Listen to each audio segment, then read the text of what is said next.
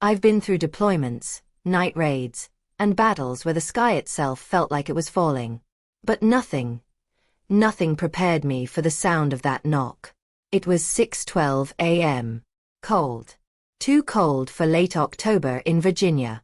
My son, Ethan, was still asleep upstairs.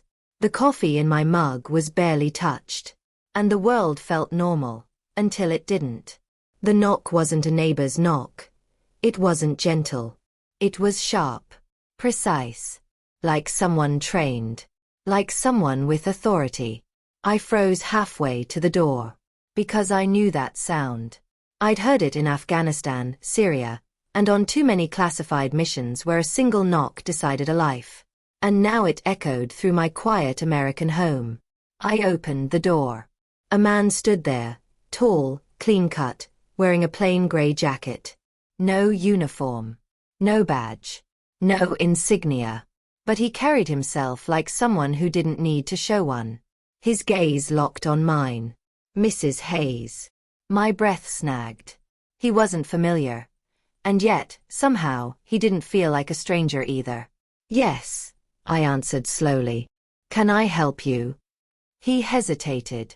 And the hesitation was what terrified me. Men like him weren't trained to hesitate. Finally, he cleared his throat. "I need you to come with me." My fingers tightened around the edge of the door. "Excuse me, ma'am. It's about your husband." My stomach dropped so fast it felt like the floor tilted. "My husband," I whispered. "He's deployed." The man shook his head, once. Firm. Final. "No, ma'am. The man who came home last night. That wasn't your husband." My heart slammed against my ribs. What kind of sick? He raised a hand. "Ma'am, please. Let me explain." But he didn't get the chance. Because Ethan's small, sleepy voice drifted from behind me. "Mom. Who is it?" The man's eyes flicked upward, past me, toward my son. "Danger." It passed over his face like a shadow. I stepped in front of Ethan on instinct, my body shielding him without thought. "Stop right there," I commanded. My voice was military again. Steel. Controlled. "Tell me your name and show me your credentials." He reached into his jacket slowly, too slowly, like he expected me to react. And I almost did. 10 years in special operations carves instincts into you that never fade. He pulled out a leather wallet. Opened it. A badge. Government. But not military. Not local law enforcement. This was something else. Something older. Something deeper. "Special Agent Drew Callahan," he said quietly. "I'm with the Office of Naval Intelligence." ONI. My blood ran cold. I'd run missions with ONI operatives. I'd seen what they were capable of. They didn't show up at people's doors unless something massive, something dangerous, was already in motion. "You should sit down," he said gently. No, I stood firm. "Talk." Agent Callahan looked at me like he was calculating risk. Like telling me the truth was its own operation. Finally, he said it. "Ma'am, the man who showed up at Norfolk Base last night using your husband's ID, he's not Lieutenant Adam Hayes. He's a biological match. But not your husband." I blinked. Once. Twice. Again.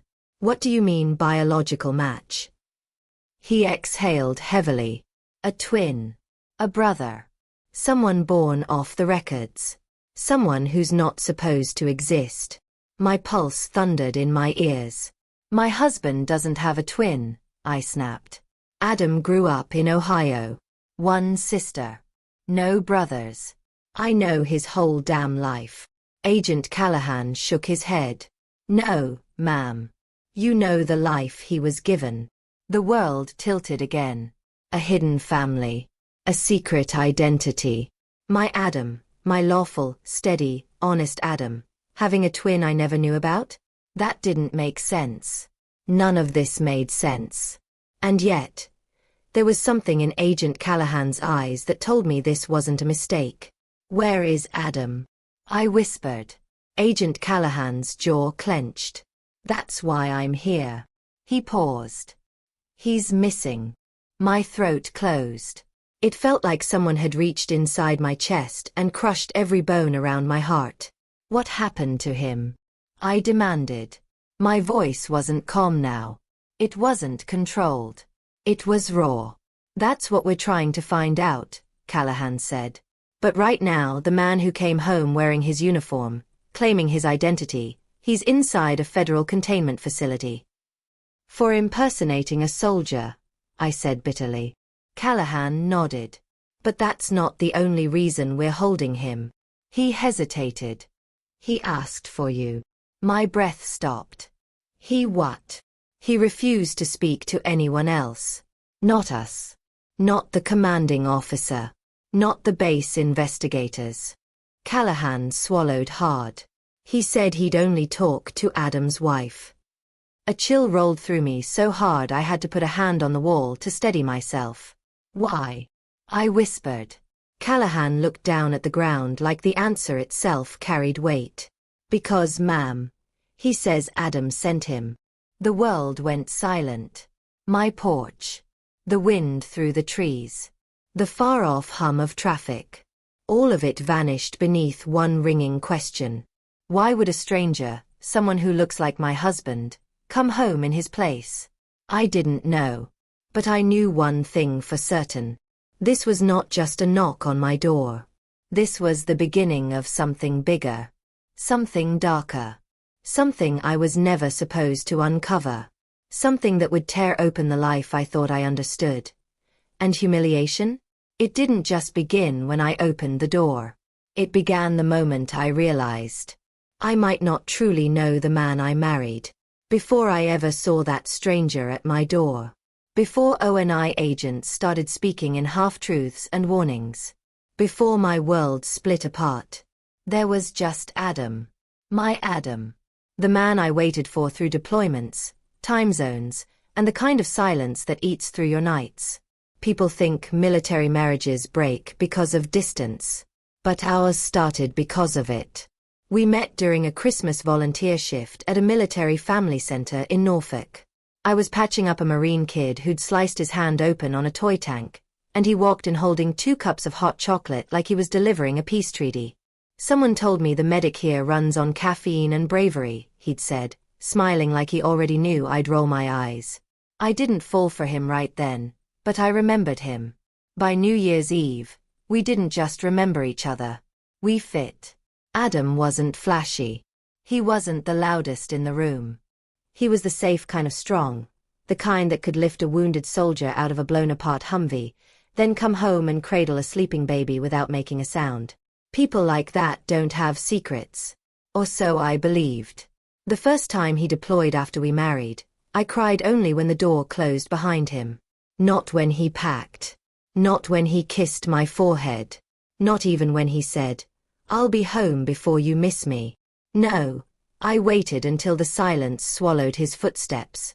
Then I broke. But with time, I learned to breathe through absence. I learned the sound of his emails hitting my inbox at 3 a.m. I learned the coded way he would say he was safe without saying he was safe. And I learned the way his voice cracked just a little when he talked about coming home. 3 years into his service, he changed assignments. I remember the exact evening he told me, because he didn't sit across from me, like he usually did when it was something simple. He sat beside me. Close. Knee touching my knee. "Babe," he said, "there's an opportunity one need to take. It's different. Different. Every spouse knows that word for what it really means. Classified. Dangerous. Permanent. What kind of assignment?" I asked. He exhaled deeply. "Intelligence support. Joint operations. I'll be on base more, but when I'm gone, I'll be gone." "What does that mean?" He placed his hands on mine. His thumbs traced circles, a habit he had since our wedding day, whenever he was trying to soften the truth. "It means I can't tell you things anymore." That was the first crack. I didn't realize it then. But the moment he said that, a wall started growing between us. Not because he wanted it. Because the job demanded it. Over the years, the Adam I knew became a version I had to trust without fully understanding. He started leaving at odd hours. A 2 a.m. phone call. A last-minute trip. A training exercise that didn't match any schedule. Still, he always came home the same way. Quiet. Steady. Warm. He would drop his bag, kiss Ethan on the forehead even if he was asleep, and fall into bed beside me like gravity itself pulled him there. We were a family built on return. So when he promised me after his last deployment, "This one's easy, babe. I'll be home in 12 days. I believed him. I pressed my forehead to his chest the morning he left, breathing in the faint smell of laundry soap and winter on his jacket. 12 days, I murmured. He smiled. Just 12. And then he was gone. The first 2 days passed like normal. Ethan went to school. I worked my hospital shift. We FaceTimed once, the connection scratchy, his background blurred into nothing. On day 3, his texts grew shorter. Day 4, they stopped entirely. But that wasn't unusual. Not for intel assignments. Sometimes ops went dark. Sometimes communication wasn't possible. Sometimes silence meant safety. So I waited. Day 5. Nothing. Day 6. Nothing. Day 7. Nothing. By day 8, the waiting turned into a pit in my stomach, but I kept reminding myself he'd always come home. Always. Until the night of day 9, when the base called. "Mrs. Hayes, are you expecting your husband home tonight?" My blood ran cold. What? No. He's still deployed. A pause. A long one. "Ma'am, someone checked in at Norfolk an hour ago using Lieutenant Hayes' credentials." I didn't understand. Couldn't understand. "Is he okay?" Put him on the phone. Another pause. This one worse. "Ma'am." He refused to speak to anyone. That was the moment something broke inside me. Adam had never, not once, refused to see me after coming home. He would have crawled through a sandstorm to get to Ethan. That night, I sat by the living room window until the sun rose, waiting for headlights that never came. I told myself I'd hear his boots on the porch. I didn't. And that was the night I realized. I didn't just miss him. I feared him. Or more accurately, I feared what might come home instead of him. Because when you love a soldier long enough, you learn a truth no one warns you about. Sometimes the person you're waiting for isn't the person who walks back into your life. And sometimes the door opens to a stranger. People always talk about the moment they realized something was wrong in their marriage. A message. A lie. A silence. For me, it was a medal. Not the weight of it. Not the shine. Not even the citation they read aloud, full of the kind of heroic language Adam used to roll his eyes at. No. It was the photograph printed inside the small, official folder they mailed with it. Because the man in that picture didn't have my husband's eyes. 3 days had passed since the base called to tell me someone used Adam's credentials to check in. 3 days of no answers. 3 days of pacing the kitchen, pretending for Ethan's sake that everything was normal. I waited for a knock. A call. Anything. But instead, a plain brown envelope arrived. Government issued. Too thin for comfort. I opened it on the dining room table. The same table where Adam and I planned our future between late-night dinners and half-empty coffee mugs. Inside was a blue folder. And inside that, the medal. A bronze star. My breath stopped. Adam hated attention. He always said, "If you see my name in papers, something's wrong." But there it was. His name. His rank. His unit. Everything matched. Except the man receiving it. I studied the photo again and again. The jawline was similar.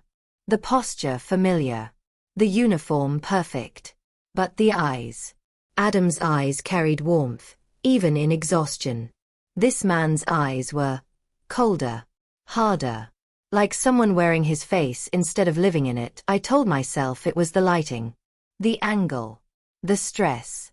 But the feeling wouldn't leave. It itched beneath my ribs like a warning. Ethan walked in then, holding a half-built Lego helicopter. "Mom, what's that?" I shut the folder too quickly. "Just papers from work, sweetheart." A lie. A small one, but it tasted like fear. That night, I called Adam's commanding officer, the one whose number he once saved under Coach, because we weren't supposed to know names. The call rang once, twice. Then a voice answered. Not Coach. Not anyone I recognized. "This is Lieutenant Commander Harper." "Who is this?" I swallowed. "This is Sarah Hayes. I'm trying to reach." "I know who you are, ma'am." That alone froze me. "How can I help you?" he asked, but his tone said the opposite. "My husband, Lieutenant Adam Hayes, hasn't checked in with me. I received a medal in the mail.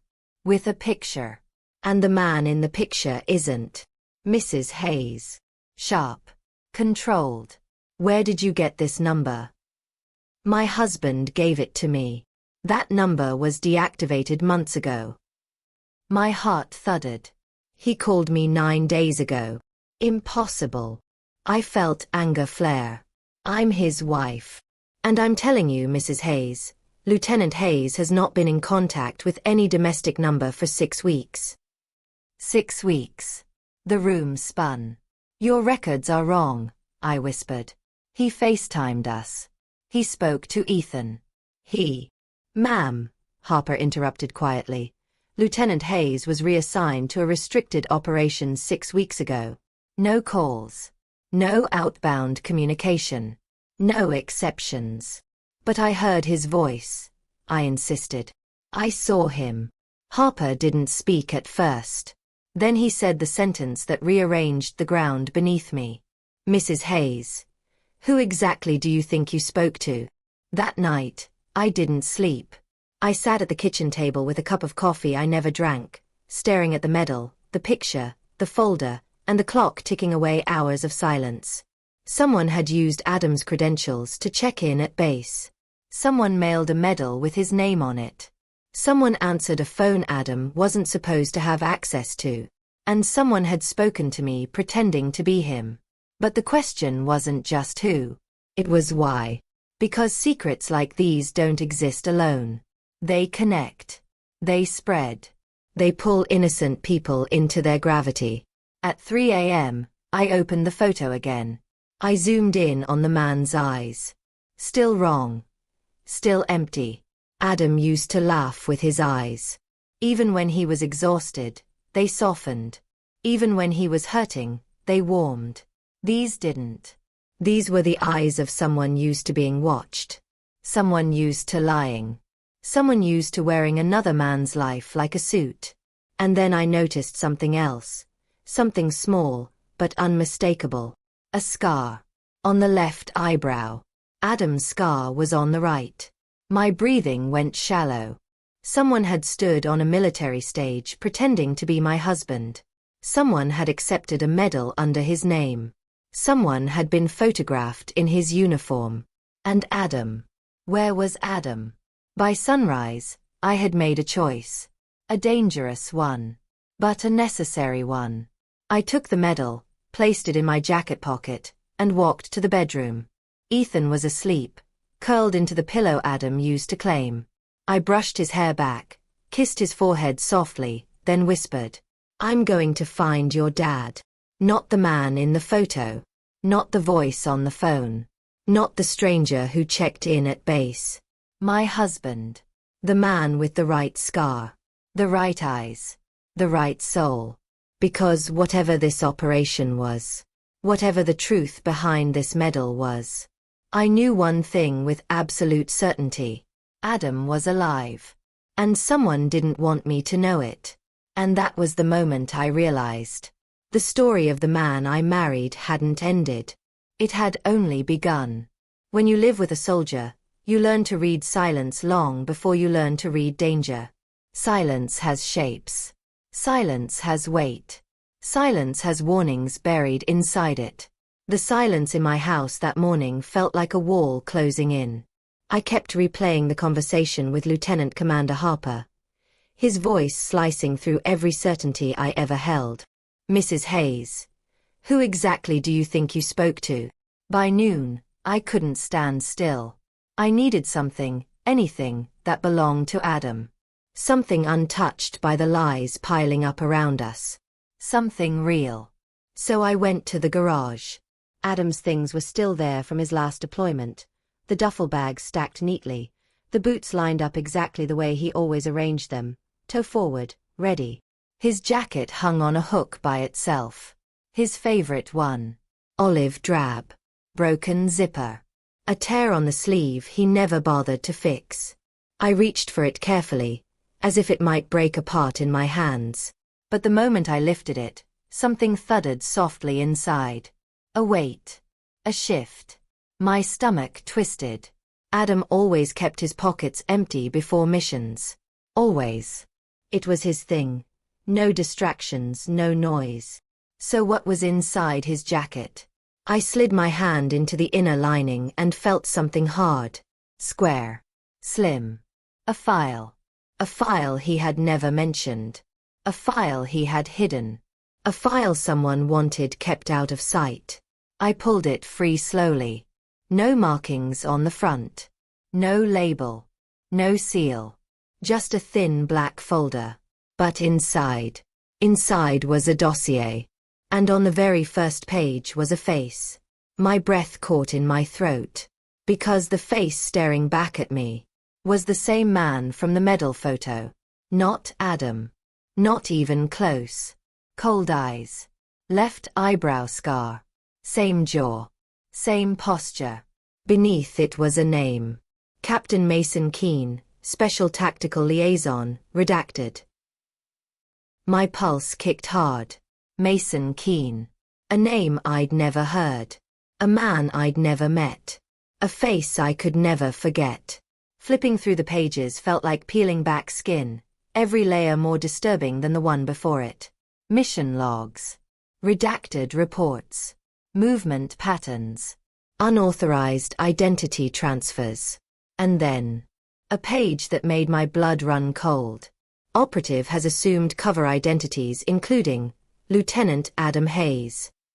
I froze. Cover identity. Assumed. My husband's name. My husband's life. My husband's uniform. A buzzing filled my ears, something between denial and realization. Whoever this Mason Keene was, he had used Adam's identity before. And the world had believed it. The picture. The medal. The call. None of it had been my husband. It had been this man. This phantom wearing his face. This operative who didn't exist outside of classified shadows. I gripped the edges of the file so hard the paper bent. Why Adam? Why his name? Why now? I kept flipping. More documents. More lies. More shadows. Then, tucked into the back pocket of the folder, was a small, folded photograph. Old. Worn. Creased in the middle. I opened it with trembling fingers. Adam. And Mason. Standing side by side. Same uniform. Same unit patch. Same desert base in the background. Only one of them was smiling. Adam. The smile I could recognize anywhere. The smile that belonged to the man I loved. Mason wasn't smiling. He was staring at the camera like he wasn't supposed to be there. The date printed on the bottom corner hit me like a blow. August 14th, 2 days before Adam went dark. My knees almost buckled. Adam had seen him. Adam had known him. Adam had been near him, right before everything changed. But the worst part wasn't the picture. It was the last item in the folder. A single sheet. No header. No footer. Just one line, typed in clean military font. If you're reading this, they already used my name. I dropped the paper. My throat closed. That was Adam's handwriting on the back. His quick, sharp, slanted style, written in pen across the blank page. Sarah. Trust no one. Not even Base. He's inside. The room spun. Inside what? Inside the mission? Inside Adam's unit? Inside the system? Or worse, inside our lives? The jacket I held suddenly felt heavier, like Adam had left me a breadcrumb trail only if the worst happened. And the worst had happened. Someone had worn my husband's identity. Someone had erased him piece by piece. Someone had made me doubt the man I loved. And Adam knew. He knew before he disappeared. He knew before the medal. He knew before the call. That call. My mind replayed it, slower this time. The voice had been lower, rougher, rushed. Not emotional. Not familiar. Not Adam. A cold shiver ran up my back. The voice on the phone. It wasn't a goodbye. It was a warning. The garage door creaked suddenly, Ethan standing there with his backpack, ready for school. "Mom?" he asked softly. "You okay?" I wiped my face before he saw. "Yeah, buddy. Just cleaning." He walked over and hugged me, burying his face against my stomach. Something inside me cracked. Adam had been trying to protect us. Not from war. Not from terrorists.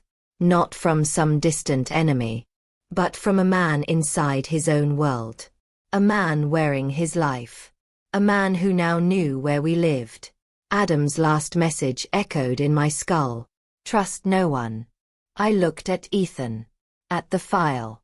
At the broken zipper on Adam's jacket. And then I whispered the words that would change everything. We're leaving. Today. Because I didn't know where Adam was. I didn't know who Mason Keene really worked for. But I knew one thing, the only thing that mattered. Someone had stolen my husband's identity. And I wasn't going to let them steal my son's life next. The morning after I discovered the file, everything felt like a blur, a haze of secrets and half-truths that I had to untangle before the world found out. We packed quickly, Ethan and I. Not just clothes and essentials, but everything that mattered. Adam's letters, Ethan's drawings, the medal, the file. We left the house before sunrise, the driveway empty and silent. The world outside was just beginning to wake up, but our lives had already been turned upside down. As we drove away, I kept glancing at Ethan in the rearview mirror. His eyes were heavy, his silence louder than any words. He didn't understand why we were leaving so suddenly, and I wasn't sure how to explain it yet. But one thing was clear, I had to find Adam. And to do that, I needed answers. The first stop was my sister's place in Virginia. She welcomed us with open arms, but I could see the worry in her eyes. I told her just enough, that Adam was missing, that there were secrets, that we needed to be safe. It was there, in the quiet of her home, that I made a decision I hadn't wanted to make. I needed to confirm the truth about Adam and the man who had taken his place. I found the old DNA kit I'd kept in the back of the closet, the one I had considered using when Ethan was born, just to be sure. Now, it felt like my only hope. Ethan watched me with curiosity as I prepared the kit. "Mom, what are you doing?" I forced a smile. "Just making sure we're all okay, sweetheart." He nodded, trusting me completely, as if the world could be fixed by a simple test. I collected the samples carefully, Ethan's cheek swab and then my own. The process was quick, but the weight of it was heavy. Each swab felt like a piece of our lives, a fragment of truth that I desperately needed. The days that followed were filled with a mixture of hope and dread. I sent the samples to a lab, choosing a place that promised confidentiality and accuracy. Every moment felt like a countdown, each passing hour stretching the silence thinner. In the meantime, I tried to keep Ethan's world as normal as possible. We visited the local park, played games, and I tried to laugh, even though the fear was always there, lurking in the background. But at night, when Ethan slept, I would sit by the window, staring at the dark sky and wondering what kind of world Adam was trapped in. Was he safe? Was he searching for us too? Or was he caught in a web of lies from which he couldn't escape? Then, one evening, the phone rang. I knew it was the lab. My heart raced as I answered, trying to keep my voice steady. Mrs. Hayes. The voice on the other end said. We have the results. I took a deep breath, my hands trembling. Please, I whispered. Tell me the truth. There was a pause, and then the words that felt like a knife to my heart. Your DNA and Ethan's show no match to the man you believe to be Lieutenant Adam Hayes. I felt the world tilt, the ground beneath me shifting. No match. It wasn't Adam. It wasn't the man I had loved. The truth I had feared was now laid bare. I sat on the porch, the phone still in my hand, trying to process what it meant. The man who had come home, the man who had worn Adam's uniform, was a stranger. A shadow who had taken advantage of a life he wasn't supposed to live. Ethan came outside, his small hand reaching for mine. Mom, is everything okay? I pulled him close, hugging him tight. No, sweetheart, I said softly. But we will be. The realization hit me like a wave. Adam was still out there, and I had to find him. But now, I also had to protect Ethan from the danger that lurked in the shadows. The DNA test had given me a piece of the puzzle, but it was just the beginning. There was more to uncover, more to fight for. I knew that the road ahead would be filled with challenges, but I also knew one thing for certain. I would never stop searching for Adam. And I would never let the truth slip away. As the sun rose the next morning, I felt a new determination. We were no longer running from the unknown. We were running toward the truth. Ethan squeezed my hand, and I whispered a promise into the dawn. We'll find him, no matter what. And with that, we stepped forward, ready to face whatever lay ahead. The truth was finally out. At least a piece of it. The man who came home wasn't Adam. The DNA test proved that. But knowing that truth and surviving it were two different things. After the results came in, I took every document, every file, every shred of evidence I had gathered and drove straight to the nearest military field office. A low-profile facility in Arlington that handled internal affairs and off-book personnel issues. A place Adam once told me to go if things ever felt wrong. He never explained what wrong meant. Now I knew. Walking into that building felt like pushing against a storm. I held my binder tight against my chest, the pages inside rattling like bones. At the front desk stood a duty officer, a woman in her 40s with sharp eyes and the kind of posture only years in uniform could sculpt. Ma'am, can I help you? Yes, I said, steadying my voice. I need to report an impersonation case involving a service member. My husband, Lieutenant Adam Hayes. The woman froze. And then her expression changed. Not shock, not confusion. Recognition. She picked up the phone without another word. Within seconds, 2 military police officers approached me. Ma'am, we'll take you upstairs. I wasn't being arrested. But I wasn't free to leave, either. Sometimes the line between the two is paper thin. They escorted me into a secured interview room, not cold, not harsh, but unmistakably controlled. A camera in the corner. No windows. A table bolted to the floor. A man in uniform entered, tall, composed, with silver at his temples and a folder under his arm. Mrs. Hayes, he said, extending a hand. I'm Commander Jonathan Reed. I oversee internal security reviews. I understand you have information about your husband, or the man claiming to be him. I slid the binder toward him. This is everything. And I need to know if my real husband is alive. He didn't answer immediately. Instead, he started flipping through the documents. Adam's medal report, the inconsistencies in the discharge papers, the hospital file, the photo comparisons, and finally, the DNA results. He paused there, his jaw tightening. This is substantial. It's proof, I said. And whoever came home to us wasn't my husband. And the real Adam is missing. Commander Reed nodded slowly, then pressed a button on the wall. A second officer entered and whispered something into his ear. Reed's face settled into a grim expression. Mrs. Hayes, he said carefully, I'm going to ask you a question. And I need you to answer honestly. When the man returned, did he ever mention a unit name? I swallowed. Yes. He mentioned something called Echo Reach. But Adam never talked about that before deployment. Reed leaned back. That's because Echo Reach isn't an official unit.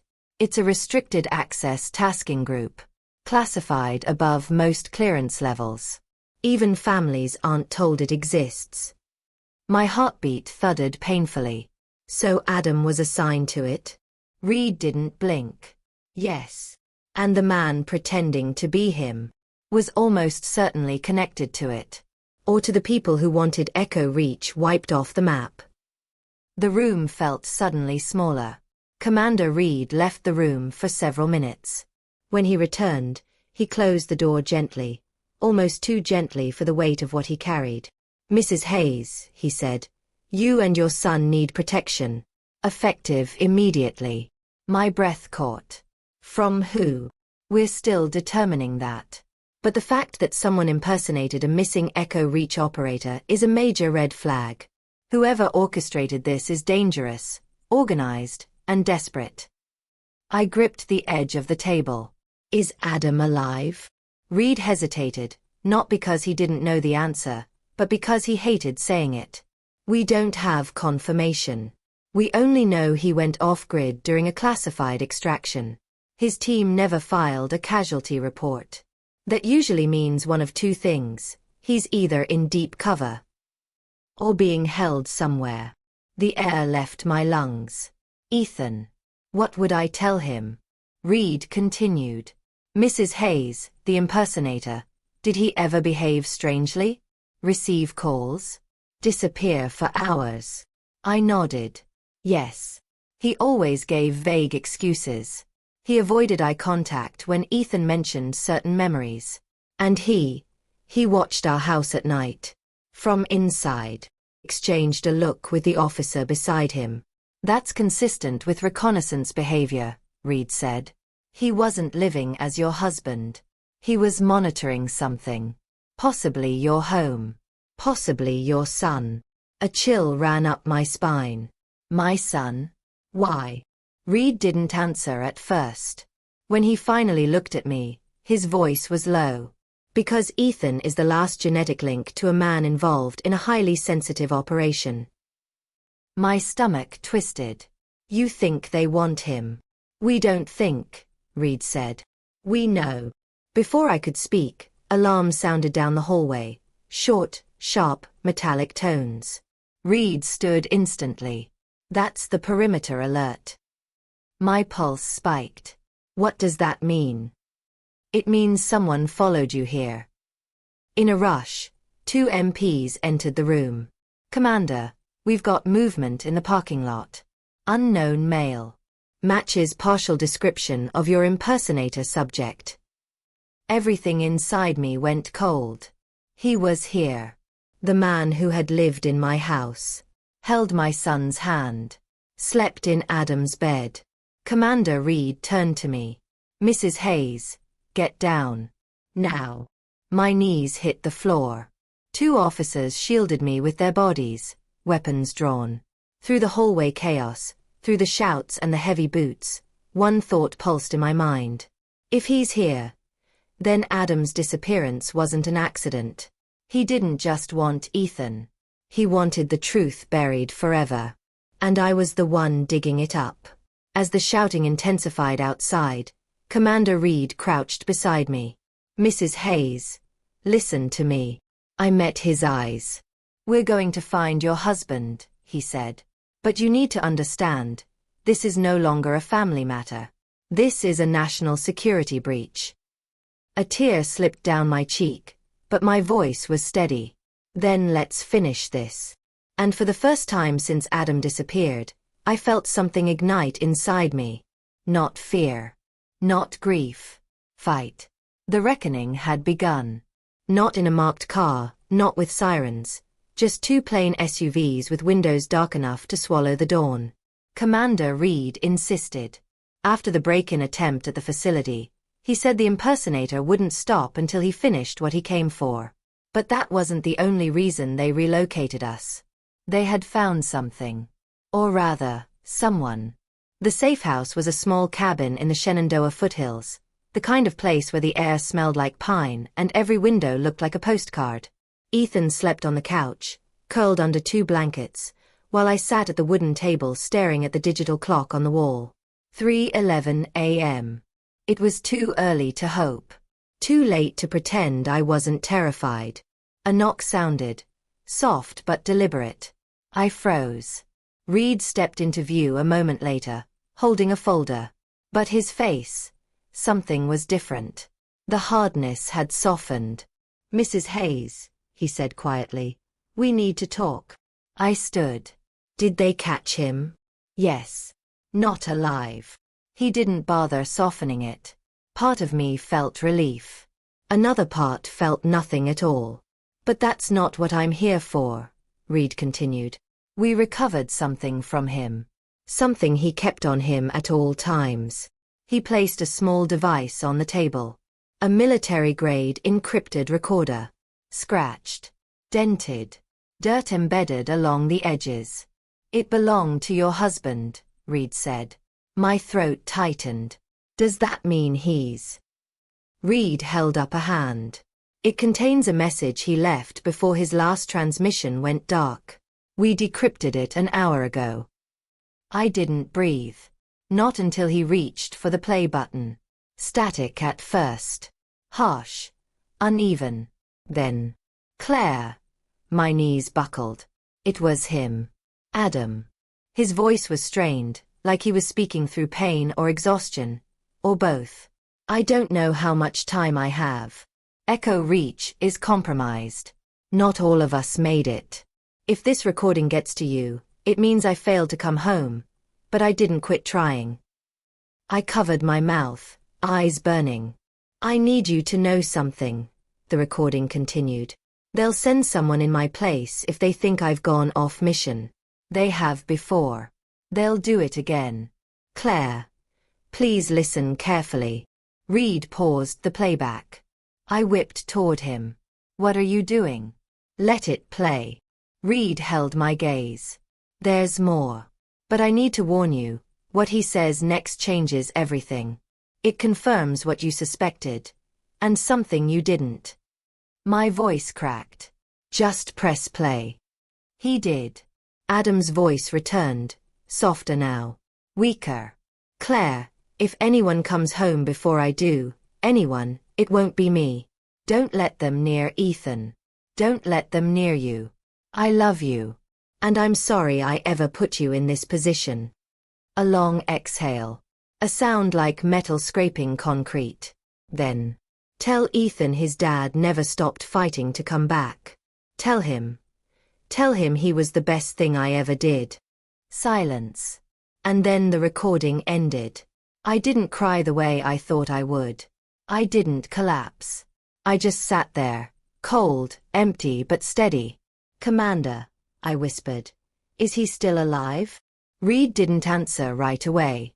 He sat down across from me, voice lower than I'd ever heard it. "We don't know. But now we know this much. The impersonator wasn't just a threat. He was part of a larger effort to erase Echo Reach personnel. If Adam survived whatever happened out there, someone doesn't want him found." I swallowed hard. "He's still out there," I said. "I can feel it." Reed didn't argue. "Mrs. Hayes," he said, "we will continue searching. But it may take months. Years. We'll keep you and your son protected until then." Years. That word hit like a punch. But something inside me shifted. For the first time since this nightmare began, I wasn't drowning. I was standing. "I want to help," I said. "If Adam left that message for me, he trusted me. I won't sit on the sidelines while someone tries to erase him." Reed stared at me for a long moment. Then he nodded. "Then we'll brief you. Carefully." At sunrise, Ethan woke up, sleepy-eyed, hair a mess. "Mom," he said, rubbing his eyes. "Where are we?" I knelt beside him. We're somewhere safe. And there's something I need to tell you. He blinked. Is it about Dad? I didn't lie. Not to him. Your dad. He didn't come home. Not really. But he's alive somewhere. And he left us a message. Ethan's lips trembled. Can I hear it? I looked at Reed, who gave the smallest nod. When I played the recording, Ethan's small hand tightened around my arm. When Adam's voice said his name, Ethan broke. But it wasn't the helpless kind of crying. It was the kind that carried strength. When the recording ended, Ethan wiped his face with his sleeve. So, we're going to find him, right? My breath caught. Yes, I said. We are. And he nodded, not as a child, but as the son of a soldier. Later that morning, Reed met me on the porch. Fog rolled across the grass, the world quiet and unreal. Mrs. Hayes, he said, there's one more thing. He handed me Adam's dog tags, cold, worn, edges scratched from years of deployment. My knees went weak. We recovered these from the impersonator, Reed said. Which means Adam intentionally gave them up. Probably to send a message. What message? Reed met my eyes. He's still fighting. A tear slid down my cheek, not from grief, but from something I hadn't felt in a long time. Hope. I closed my fingers around the tags. Commander, when we find him, not if, I want to be there. Reed nodded once. You will be.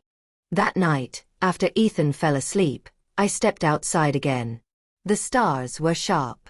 Endless. I held Adam's tags against my heart. I never got to say goodbye, I whispered into the darkness. But when you come home, I will.